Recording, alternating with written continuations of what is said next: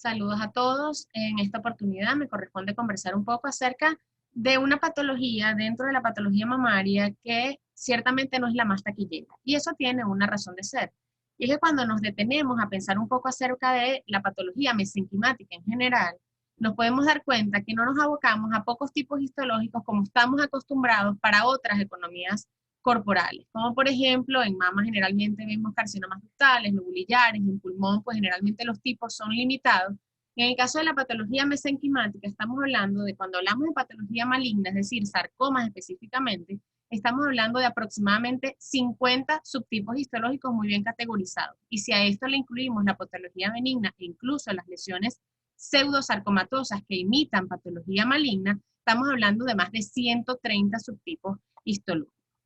En la patología mamaria, pues utilizamos los mismos criterios y las mismas coordenadas que usamos para el resto de la economía, que es la última clasificación del año 2020. Adicionalmente, y lo mantiene la nueva clasificación, podemos ver que dentro de la patología mesenquimática no tenemos esos dos polos extremos de la lesión benigna y maligna, que muchas veces uno lo llaman y le preguntan, ¿pero es benigno o es maligno? Pues en patología musculoesquelética y en este tipo de tumores de estirpe mesenquimático tenemos una categoría intermedia que responde a lesiones que sin considerarse lesiones malignas pueden ser lesiones no solo localmente agresivas, sino que incluso pueden ser lesiones rara vez metastizantes. Entonces, esto como que complica un poco el panorama, ya que no solo estamos contando con lesiones benignas y malignas, sino un grupo intermedio, pues que también hay que saber categorizar de manera adecuada. Dentro de la frecuencia, en general, los sarcomas de la mama, evidentemente, son muy poco frecuentes, cuentan de menos del 5% de todos los sarcomas, y si hablamos específicamente de la patología maligna en la mama, en las estadísticas más positivas, estos suelen considerarse hasta 1% de los tumores malignos de la mama. O sea, estamos viendo que son tumores realmente infrecuentes. Entonces podemos decir que los sarcomas son el amiguito raro de la clase. Generalmente es la lesión que no pensamos o la lesión que probablemente no nos queremos encontrar. ¿Y qué consecuencias tiene esto desde el punto de vista epidemiológico? Bueno, que es una patología infrecuente y por ende hay poca experiencia, hay poca familiaridad con este tipo de patología y hay poca confianza del patólogo que no está acostumbrado a ver esto a la hora de enfrentarse a estos tumores desde el punto de vista morfológico. Por supuesto, cuando hablamos de 50 tipos de sarcomas, cuando hablamos de los sarcomas de la mama, esta lista pues se reduce significativamente cuando hablamos de los subtipos más frecuentes dentro de la mama. Entre ellos, los más frecuentes están el angiosarcoma, el sarcoma estromal, que es un sarcoma propio del parénquima hormonorrespondedor de la mama, y el sarcoma pleomórfico indiferenciado. Si nos ubicamos un poquito en el contexto de lo frecuente, y son los carcinomas ductales y lobulillares de mama, podemos ver, y esto es una pieza quirúrgica, y si nosotros tomamos una punción con aguja gruesa, no importa el lugar donde la tomemos, generalmente vamos a tener suficiente material y va a ser lo suficientemente representativo para poder en la punción con aguja gruesa ser bastante asertivo en el diagnóstico, porque además nos brinda las características morfológicas como grado nuclear, como actividad mitótica, formación de túbulos, en el caso de los lobulillares el tipo histológico, que nos van a permitir planificar esta paciente su futuro, incluso hacer estudios de inmunistoquímica con valor pronóstico y con valor algunas veces diagnóstico, aún en la punción con aguja gruesa. Sin embargo, cuando nos enfrentamos a lesiones mesenquimáticas, podemos tener punciones con aguja gruesa bastante buenas, unos buenos cilindros, con buen material, y por ejemplo, y haciéndolo bien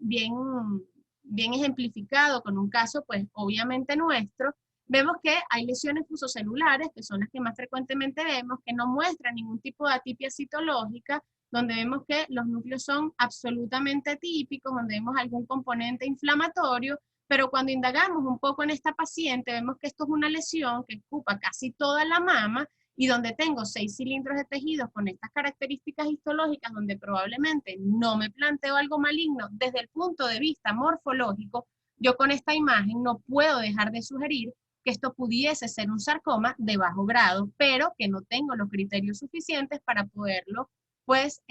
diagnosticar como tal. Por ende, pues estas son lesiones que generalmente van a una resección con margen sano, siempre mayor a 2 centímetros, para poder llegar a un diagnóstico histológico. Y efectivamente, cuando vemos la pieza, incluso podemos dibujar de manera imaginaria una línea donde del lado derecho podemos ver las imágenes que estamos viendo en la punción, pero del lado izquierdo un patrón completamente distinto, donde empiezan a aparecer no solo células fusiformes, sino células mucho más epitelioides y donde empezamos a ver actividad mitótica que no fue evidenciada en la punción con aguja gruesa. Y que además, por supuesto, generalmente son lesiones que requieren de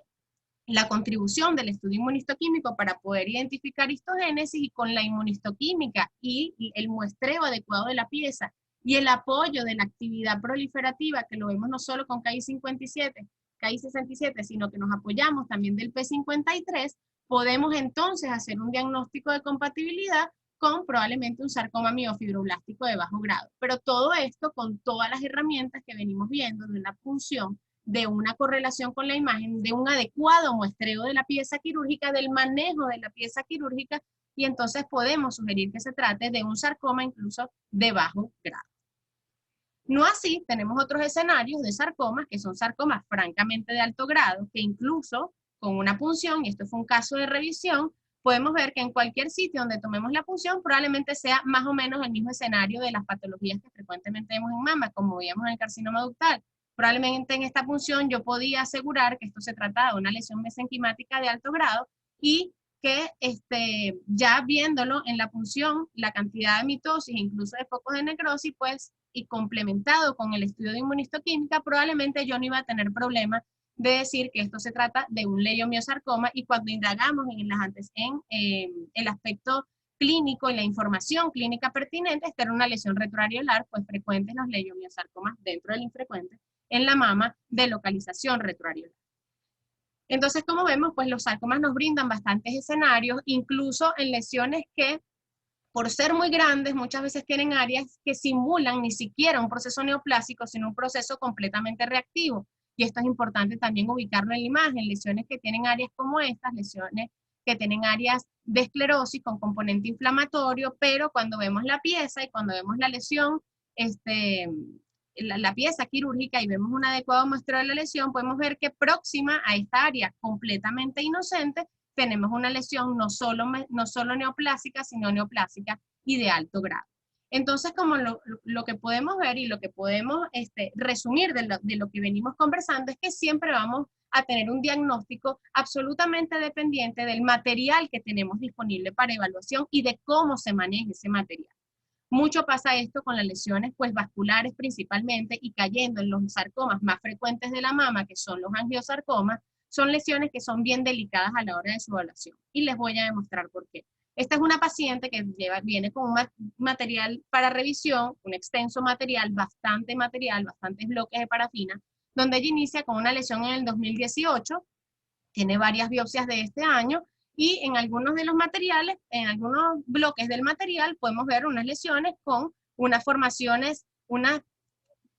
aberrantes vasculares, que no son vasos formados correctamente, sino son estructuras pseudovasculares con canales vasculares que dejan de tener una pared vascular bien conformada, eritrocitos extravasados. Y si yo viera solo este material de esta paciente, yo sencillamente puedo decir que esto es un angiosarcoma de bajo grado, sin miedo a equivocarme. Pero teniendo en cuenta que esta paciente trajo todo su material, podemos evidenciar en uno de los cortes histológicos que la paciente nos trajo de ese mismo año, esta lesión mucho más celular, que incluso desde el punto de vista morfológico es difícil poderse plantear una lesión vascular, pero siendo un poco acucioso podemos ver canales vasculares en el detalle del estudio histológico. ¿Y esto qué hace? Que hagamos un cambio diametral del diagnóstico de un angiosarcoma de bajo grado a un angiosarcoma de alto grado, únicamente por este foco que no medía más de 6 milímetros en la lámina histológica. ¿Qué repercusión tiene esto para la paciente? Que es una paciente que pasa de ser una paciente que va a tener 76% de probabilidad de una sobrevida libre de enfermedad 5 años, a una paciente donde su sobrevida libre de enfermedad decae de manera drástica con un 15%. Estos casos tienen que ser confirmados desde el punto de vista inmunistoquímico, porque desde el punto de vista histológico son de tan alto grado que dificulta que uno pueda hacer un diagnóstico concluyente certero sin la inmunistoquímica. Aquí vemos el marcaje FLY1 nuclear, y aquí me detengo un segundo. Otra cosa importante con los tumores mesenquimáticos, estar informado y estar muy bien claro del panel inmunistoquímico que se va a pedir, porque los anticuerpos cambian. Los anticuerpos cada vez que vamos conociéndolos, vamos buscando utilidades diferentes y es impresionante cómo esto varía en el tiempo. El FLI-1 era un anticuerpo utilizado únicamente para sarcoma de Ewing, actualmente tiene incluso mayor utilidad para las neoplasias de tipo vascular. Esta misma paciente, retomando el caso anterior, viene en el año 2019 esperado con un angiosarcoma de alto grado con una nueva lesión. Si vemos esta lámina, es una lesión nuevamente de bajo grado, formación pues de canales vasculares, nunca vasos bien formados, canales vasculares donde la actina por supuesto es negativa porque no son vasos bien formados, ¿ok? Y si vamos y hacemos un correcto muestreo del material de ella, vemos nuevamente un foco con estas características que ya lo vimos en el material del 2018, una lesión bastante celular con bastante actividad mitótica, atípica. Nuevamente, a pesar de contar con el antecedente, se confirma desde el punto de vista histológico y esta paciente tiene una evolución esperada, es un angiosarcoma de alto grado, otra vez recayendo al año del diagnóstico inicial. Entonces, aquí tenemos un diagnóstico adecuado, aquí tenemos una evolución esperada. ¿Qué pasa con lesiones vasculares que son grandes, que son extensas y que las recibimos nuevamente de material de segunda opinión?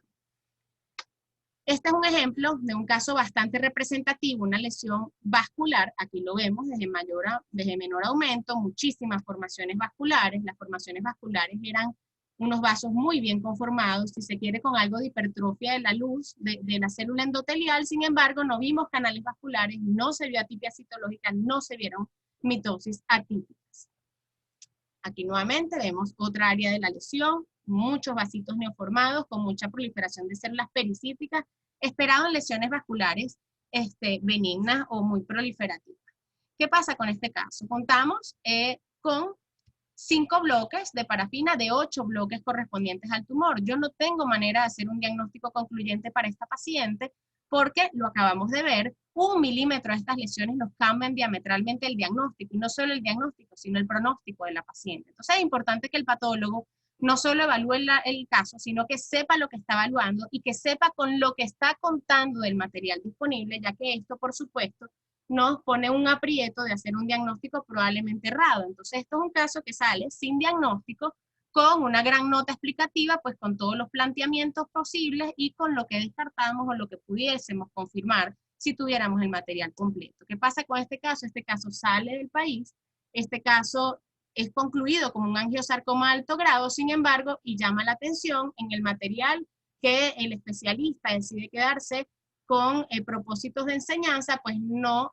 se quedó con un bloque que efectivamente nosotros no contamos a la hora de evaluar el material. Entonces podemos presumir que probablemente ese bloque de parafina fue determinante para el diagnóstico. Entonces es indispensable que el patólogo reporte lo que tiene disponible y que cuente con todo el material para poderle brindar un diagnóstico certero a la paciente. Entonces, como podemos venir viendo, los criterios de malignidad en la patología musculoesquelética no son los criterios de malignidad que vemos generalmente en patologías de otro tipo. Podemos ver lesiones muy celulares de tipo benigno o localmente agresivo. Podemos ver atipias nucleares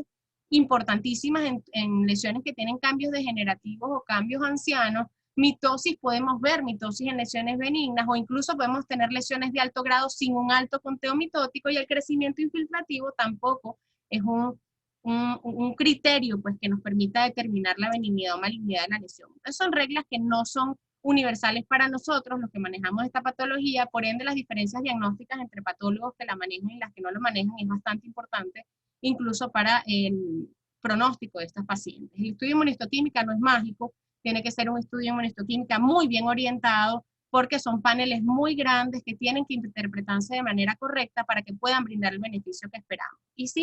no quiero terminar sin tocar este punto importante, porque la axila siempre es un tema